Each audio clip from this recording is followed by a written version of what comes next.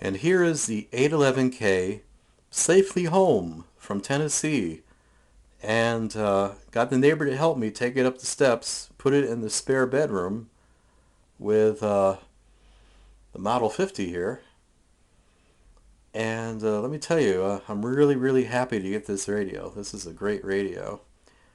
And let me get a little closer here, and I'll bring some more light in.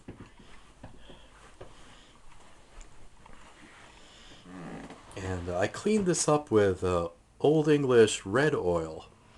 Not the real dark one, but the red oil. And there's some little chips in here. I got to figure out how to fix that.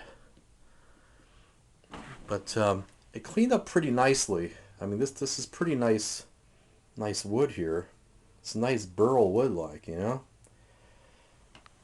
And they sold this radio in 1937, and I guess it was for the 1938 year, but I guess like a car that released it earlier in 37, so people buy it for Christmas and whatnot.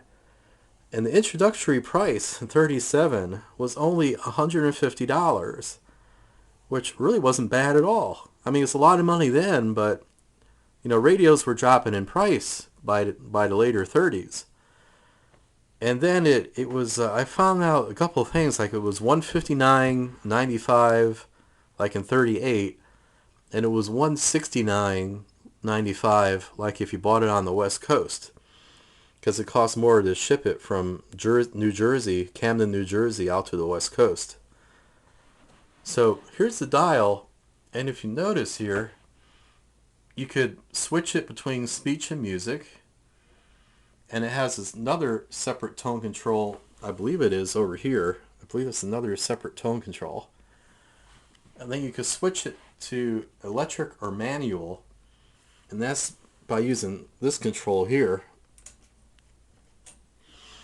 And in electric mode, what you could do is press the buttons, and that one says WIBW, wherever that is.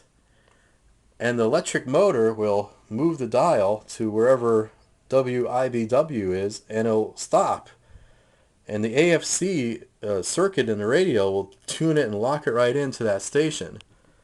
And that's like really, really nifty. I mean, I don't think a lot of people had electric tuning like that, because Zenith didn't have it. Zenith has something that was like an assist, that you could turn the lever, and they had the big black dial, and that the dial would move, but when you let go of it, it would stop. But the RCA had it where it would actually stop on the station and lock in with AFC. And I think that's pretty cool. And so correct me if I'm wrong, I don't think Zenith had that. And I think Stromberg Carlson had electric tuning, and General Electric had it, and maybe some others, like maybe Grunow had it. I'm not sure, but I think that's a really neat feature. And it has a lot of magic in it. It has the magic brain in this radio, and it has the magic eye, and on the back of it has something called the sonic arc. And I'll show you that in a second here. Let's turn this around. Now I plugged this radio in, and it had worked on AM, but it was intermittent, and like there's like bad capacitor or something. So I unplugged it, and there's no sense of pushing it. And the person who had it said he did listen to it quite often on AM, but no shortwave. So I want to take it apart, because I know the wiring and stuff in this thing could get rotted. And I had powered it up on the Variac, which is fused and all that. I brought it up real slow, but I don't want to mess with it, you know. But it sounded really, really good. And there's the sonic arc. It's like this curved baffle that directs the sound forward, and the radio sounded really good. And this thing here with let me get the shadow out of there. The thing with the circular disc, that's how you program the electric motor, where you could program where it stops. Now, let's see if you can see the motor. There's the motor there. And this has 11 tubes altogether, including the tuning eye. So this is a really nice radio. I'm really fortunate to get this.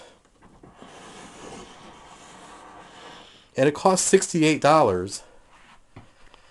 So that's decent. I mean, $68. And I met the nice gentleman and his wife, and they met me halfway. They had to drive 4 hours to meet me halfway, and that was like $35 for that, which is totally worth it. So for around $100, that's a really nice radio, and it's massive. It's a massive piece, and that'll be good. Go good in like a lawyer's office or a judge's office or something like that. But yeah, this is definitely on my list to get repaired quicker than some of my other ones.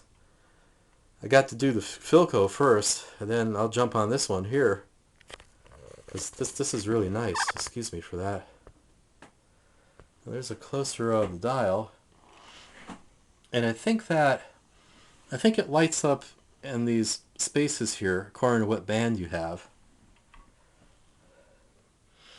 And you know, it has the slide rule kind of dial where the dial goes back and forth, and that's the only old radio I got that has that, or the only old console I have that has that.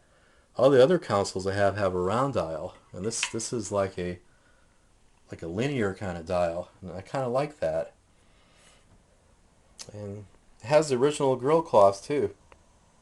It's a little dirty, but it is the original. It has those wavy like radio wave lines in it that come up that way and come up this way. I think that's cool, but I don't think they make this type of cloth anymore. And I gotta find out how to maybe clean this cloth. I do not know how to do that. But that's it. That's it. That's the radio, and it's a nice thing. So you have a great day, folks. Take it easy now. Bye bye. There it is. There it is. Have a great day, folks. Bye bye.